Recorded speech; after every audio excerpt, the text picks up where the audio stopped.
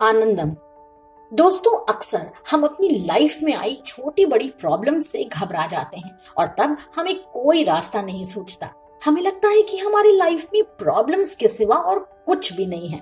उन प्रॉब्लम्स को फेस करने का सही तरीका क्या होता है, चलिए मैं आपको आज एक कहानी के द्वारा बताती हूँ।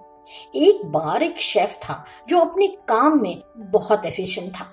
उसके बनाए खाने का स्वाद लाजवाब होता था। उसकी एक बेटी थी जिसकी 2 महीने पहले शादी हो गई थी। शेफ की पत्नी की किसी दुर्घटना में मृत्यु हो गई थी, इसलिए उसकी बेटी अपने पिता के बहुत करीब थी। शादी के कुछ दिनों बाद बेटी के जीवन में कुछ समस्याएं आने लगी। एक दिन वो बहुत दुखी होकर अपने पिता के घर आ गई। शेफ अपनी बेटी का रुआसा चेहरा देखकर समझ गया कि जरूर कुछ प्रॉब्लम है। उसने अपनी बेटी से दुखी होने का कारण पूछा। बेटी ने कहा, पापा, मैं अपने घर में रोज रोज की चिक चिक से तंग आ गई हूँ।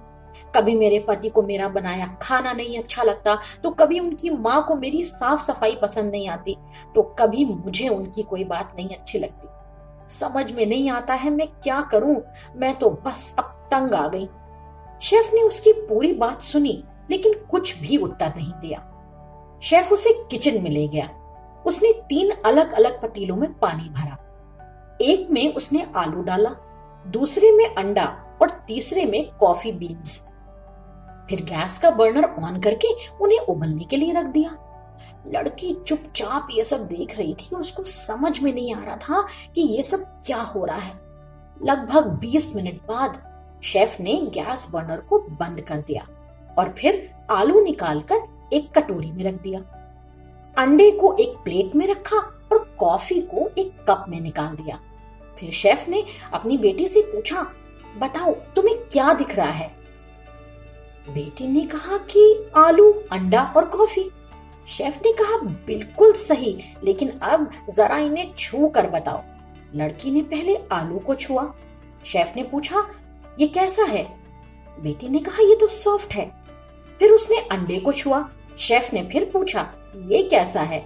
उसने कहा, ये तो हार्ड हो गया है। फिर शेफ ने उसे बनी हुई कॉफी पीने को कहा। लड़की ने कहा, वाह, इसके स्वाद और महक से दिल और दिमाग तरोताजा हो गया। पर पापा, इन सब का क्या मतलब है? शेफ बहुत अनुभवी व्यक्ति था। उसने कहा, तुमने ध्यान दिया होगा कि पहले आलू सख्त था, हार्ड था, लेकिन उबलने के बाद नरम हो गया। दूसरी तरफ अंडा कमजोर था, पर उबलते ही वो सख्त हो गया।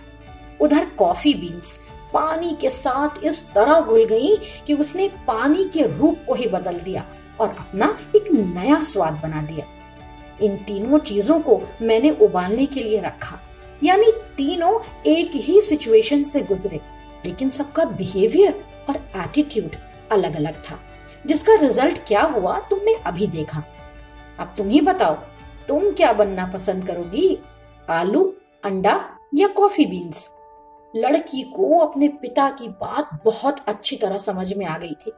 वो अपने पिता के गले लग गई और कहने लगी कि जीवन का आपने इतना बड़ा लेसन मुझे सिखाया है, जिसे मैं पूरी लाइफ नहीं भूलूंगी और जिंदगी को खुद बेहतर बनाऊंगी। दोस्तों, लाइफ में प्रॉब्लम्स और टेंशन्स तो आएंगी ही।